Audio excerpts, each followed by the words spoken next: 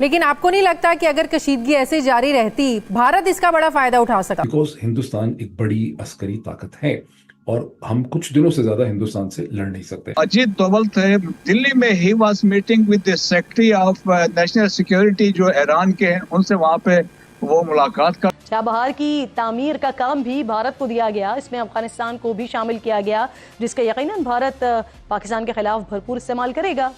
बलूचिस्तान में वो जंग जारी की गई है, मुझे डर है कि अगर वो जंग आपकी दहलीज पर पहुंच गई तो आप बर्दाश्त नहीं कर सकेंगे। वो जंग जो हम पर हावी की गई है, जहाँ पे हमारे बच्चे, औरतें, कोई भी महफूज नहीं है, कोई भी। आप सबको इस बात का अंदाजा है कि ईरान में जो लोग मरे उसकी लवाकिन यहाँ मौजूद है इस धरने में।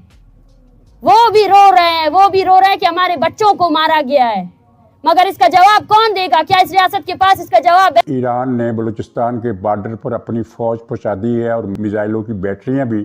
पाकिस्तान और चीन की तरफ से भारत से भी कम शराइत पर चाबहार बंदरगाह की तामीर और तोसी के लिए ईरान को पेशकश की गई थी, लेकिन उसने इनकार कर दिया।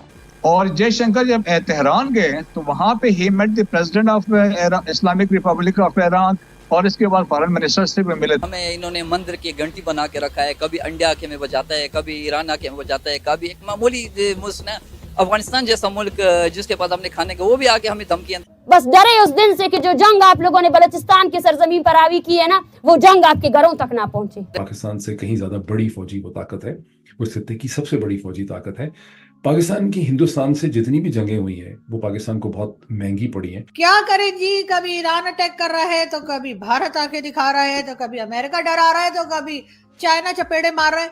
हम लोगों की तो सुनती तो क्या, बोलती भी बंद हुई हुई है। बट इंडिया के पास खाली फायर पावर नहीं है, इंडिया का जो डिप्लोमेटिक फॉरेन पॉलिसी क्लाउट है, इंडिया का जो स्ट्रेटेजिक क्लाउट है, इंडिया का जो फाइनेंशियल क्लाउट है, इंडिया का जो मॉरल क्लाउट है, हिंदुस्तान को दुनिया के ज़राए अब्लाग में दुनिया की हुकूमतों के साथ उसकी सिंक्रोनाइजेशन है, वो बहुत ज़्यादा है। 2019 में जब इमरान खान की हुकूमत थी और जब हिंदुस्तान ने पुलवामा के बाद बालाकोट के ऊपर स्ट्राइक की, मदरसे के ऊपर, जहां हम ये कहते हैं कि कोई लॉस ऑफ लाइफ नहीं हुआ था, ये और बात है, जो मैंने कभी कहा नहीं पहले, कि हमने रिपोर्टर्स को हम लेकर नहीं गए थे। उस वक्त DGISPR जनरल गफूर थे और जनरल गफूर ने पहले कहा था मैं रिपोर्टर्स को लेके जाऊंगा, लेकिन वो 3, 4, 5, 6, 7 दिन तक, मेरा ख्याल है कितने दिन गुजर गए थे, रिपोर्टर्स को वहां नहीं ले जा सके थे। इंडियन मीडिया ने उसका एनालिसिस यही किया था कि वहां पर भी ठीक ठाक लॉस ऑफ लाइफ वगैरह हुआ होगा, जिसको कि Pakistani side छुपाती।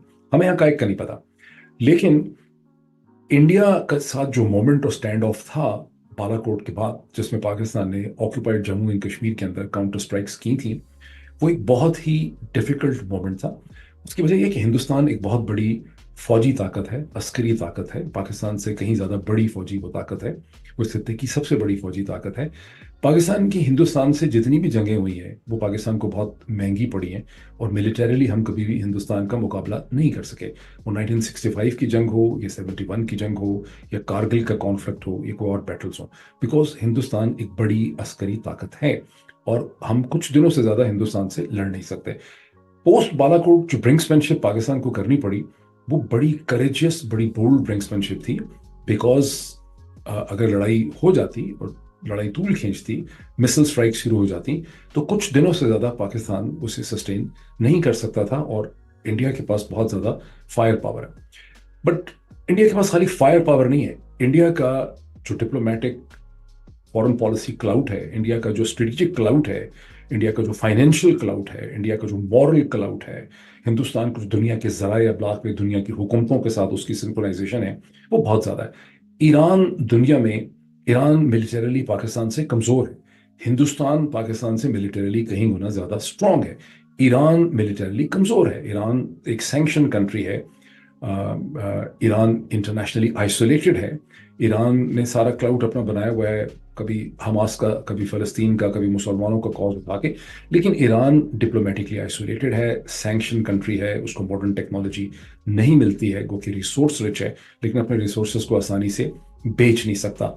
Iran is not Pakistan challenge, India is Pakistan challenge. क्योंकि जवाबी हमला से मुनीर करेगा तो उसके ऊपर भी सिर्फ बयान आया है ईरान की एयरफोर्स चीफ का कि हमारे पास ऐसी ऐसी चीजें हैं कि लोग परेशान हो जाएंगे, हमने भी बड़ी चीजें तैयार करके रखी हुई है, लेकिन उस बयान से आगे बात नहीं हुई, क्योंकि दोनों तरफ बलोच मारे जा रहे हैं। वो बलोच जिनको ना पाकिस्तान उनके बुनियादी इंसानी हकूक दे रहा है, ना अफगानिस्तान उनके बुनियादी ईरान उनके बुनियादी इंसानी हकूक दे रहा है। लेकिन पाकिस्तान की आर्मी अब हाई अलर्ट पर है।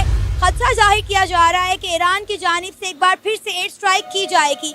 अगर ईरान ने एक बार फिर से पाकिस्तान पर एयर स्ट्राइक की तो पाकिस्तान इसका जवाब अब किस तरह से देगा, इससे जुड़े कुछ सवालों पर बात करेंगे आज हम पाकिस्तान के अवाम से। तो आइए चलिए हमारे साथ। इस वक्त पाकिस्तान और ईरान के दरमियान जो एयर स्ट्राइक हो रही है, आप यकीनन उससे वाकिफ होंगे। पहले ईरान ने की, फिर पाकिस्तान ने भी उसकी जवाबी कार्रवाई की, लेकिन अब पाकिस्तान की आर्मी जो है वो हाई अलर्ट पर है। खदशा जाहिर किया जा रहा है कि ईरान की जानिब से एक बार फिर जो है एयर स्ट्राइक की जाएगी।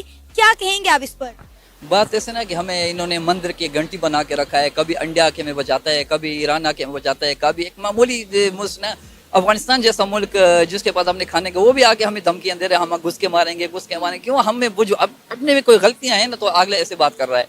हम अपने आप को, क्योंकि हम एक पेज पर है ही नहीं। सही है, हमारा 60% अवाम एक पेज पर है, 40 दूसरे पेज पर है, तीसरा पेज पर कोई फौज कह रहा है, कोई ये पार्टी कोई उस पार्टी। हम पार्टी बाजी के पीछे लगे हुए हैं। सही, हम मुर्गियां लड़ाने के पीछे लगे हुए हैं। तो अगले तो इस तरह करना ही है। ईरान ने तो हमें बचाना ही है, क्योंकि उनमें इत्तेफाक है। आप ईरान पे चले जाएं, आप उनमें खुद गया वो ईरान, आप उनके मज़ार पे चले जाएं जी, एक साइड पे शिया जाते हैं, एक साइड पे सुनी जाते हैं। वो आप इसमें ये बात ही नहीं, उनके जहन पे भी नहीं कि यार मैं तुम्हें मारूं तुम मुझे मारो। हमारे मुल्क में जब इतने फिरके, हमारे तो मोहल्लों में मस्जिदों में ताले लगे हुए हैं जी, तुम किस फिरके रखते हो, तुम वहाबी हो, सुन्नी हो, शिया हो। हमने इस फिरकों में पढ़े, हम तो अगले ईरान तो बचाना है, तो ये अगले जी। तो मैं कह रही हूँ ना कि हम लोग इस्लामिक कंट्रीज ही आपस में लड़ने लग गए हैं। दुनिया हम पे हंस रही है। हम तो कहते हमने यहूदियों से लड़ना था और हम लोग आपस में ही लड़ी जा रहे हैं। पता है सोशल मीडिया पे ट्रेंड चल रहा है Islamic republic versus Islamic republic. जी देखो, सबसे पहले हम इस्लामिक रिपब्लिक ऑफ पाकिस्तान, और हमने पासपोर्ट भी लिखा हुआ है, आप हर मुल्क जा सकते हैं सिवाय इसराइल के। सही है, लेकिन उसके प्रोडक्ट इस्तेमाल हो रहे हैं। यूनिलीवर किसका है? सही है। ये दूसरे प्रॉक्टर एंड गैम्बल किसका है? सही है जी। न्यूएस्टन की जगह उसकी है, इसराइल की है। वो हमें तमाम मशीनरी देते हैं। हमारा 10 रुपए गंदम किलो लेके हमें 300 लेके क्या सिलेक्ट बना के हम पे ही बेचते हैं। सही, हम खा जाते हैं अगले खुशी से। लेकिन जब बात आ जाए तो हम दीवारों पे और हम नारे ये लगाते हैं जी इसराइल का बायकॉट करो। इसराइल का बायकॉट करना तो अपने प्रोडक्ट से तमाम हर तरह ना, खाली बातों से नहीं, हम बातों से कर रहे हैं जो भी कर रहे हैं। सर अब आप ये देखें ना कि हमारी किसी इस्लामिक कंट्री के साथ नहीं बनती, किसके साथ बनती है हमारी? आप दुबई देख लें, आप सऊदी अरेबिया देख लें। पिछले दिनों दुबई ने 950 पाकिस्तानियों को लात मारकर यूएई से बाहर कर दिया। सऊदी अरेबिया हमें वीज़ा नहीं दे रहा। वो कहता है जी हमारी जेलें पाकिस्तानियों से भरी पड़ी हैं। पाकिस्तान यहाँ पर हज और उम्रा करने आते हैं, बाद में यहाँ पे भीख मांगने लग जाते हैं। मतलब आप देखेंगे कोई एक इस्लामिक कंट्री इस वक्त हमारे साथ स्टैंड कर रही है। आपने बात की कि हमें कभी अफगानिस्तान कुछ कहता है, कभी ईरान कहता है। अब इस सारे मामले में अफगानिस्तान भी जो है वो उसकी हमायत कर रहा है, ईरान की। उसने हमारे तमाम जो है इंपोर्ट एक्सपोर्ट के रास्ते बंद कर दिए, बॉर्डर्स बंद कर दिए ईरान ने अपने। वो जंग आपकी दहलीजों तक ना पहुंचे, जब बलोचों के 3 महीने के बच्चे भी आपके बमबारियों से मरते हैं। 3 महीने के बच्चे। और अफसोस, बेजमीरी का मकाम। तो शर्म आनी चाहिए तुम लोगों को कि तुम लोग इस पर सेलिब्रेशंस कर रहे हो, खुशी मना रहे हो कि आपके नंबर 1 एजेंसी और आर्मी के मिसाइल से मारने वाला जो बच्चा है वो 3 महीने का बच्चा है। खुशी मनानी चाहिए आप लोगों को। ये आपके एज अ कौम आपकी पस्तगी का इजहार करता है कि आप लोग कितना पस्ता सोच रखते हो और इंसानियत के लिहाज से आप लोग कितने पस्ते हो। 3 महीने का बच्चा, उसकी पहचान बलोच तो नहीं थी ना, उसको भी मारा गया। क्या है कि इस 3 महीने के बच्चे पर जो है ना, आप सब लोगों को शर्म नहीं आनी चाहिए थी? उसके बाद भी हमसे पूछा जाता है कि आप लोग किस लिए यहाँ बैठे हो? हम आपकी रियासत की तमाम तर मजालिम को एक्सपोज करने के लिए बैठे हैं। करते रहेंगे। और मैं बखुदा कहती हूँ कि ये लोग यहाँ से चले भी जाए ना, और भी आएंगे, आते रहेंगे। हमने आपकी तारीख में ना जाकर बलोचों की तारीख देखे, आपकी तारीख में धोखा लिखा है और हमारी तारीख में कुर्बानी। आपने बंगालियों को धोखा दिया, आपने सिंधियों को धोखा दिया, आपने पश्तूनों को धोखा दिया, आपने बलोचों को धोखा दिया, और हमारी तारीख कुर्बानियों से बड़ी पड़ी है। हमने कुर्बानी दी है।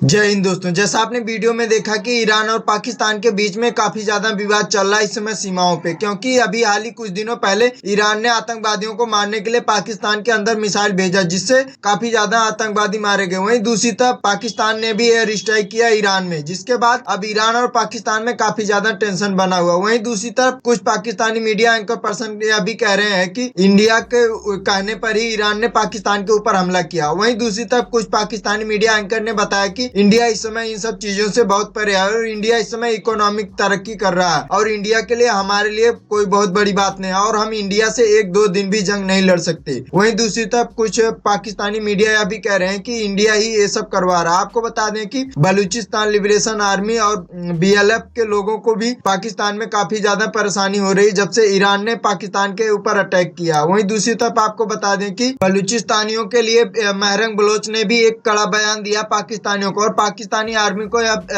चेतावनी दी है कि अगर बलूचिस्तान में कोई भी मिलिट्री ऑपरेशन होता तो ये जंग पाकिस्तान के ऊपर भी ला दी जा सकती है। आपको यह वीडियो कैसा लगा कमेंट में जरूर बताओ और ऐसे ही मजेदार वीडियो देखने के लिए हमारे चैनल को सब्सक्राइब करना ना भूले। जय हिंद, जय भारत।